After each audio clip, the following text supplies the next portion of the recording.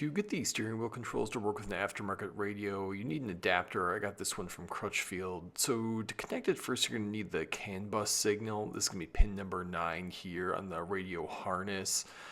That then connects to the back of this adapter.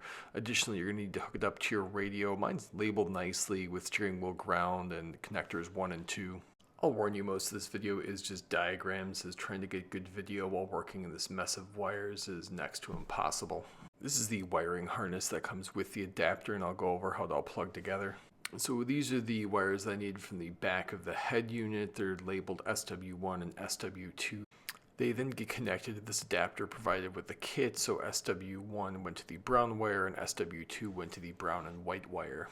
So this is an overview of all the wires I actually ended up using. So on the top with the pink, you have a connection to the radio harness for the CAN bus signal.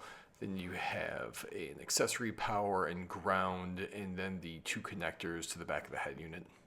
Actually getting it to work with the car is a bit strange. You basically plug it in, have the car turned on to accessory mode, then start tapping the volume up button on the steering wheel.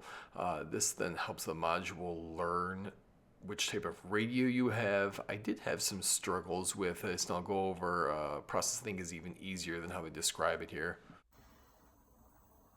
So initially I couldn't get this to work at all, and then I went into the settings, and there's a steering wheel control adapter. Initially it was set to without adapter, and I wasn't getting anything. Switching it to with adapter, I at least knew that it was connected. However, there were still some issues, because when you were playing music right now, Still trying to make that justification. the steering wheel up is pausing it rather than changing the volume.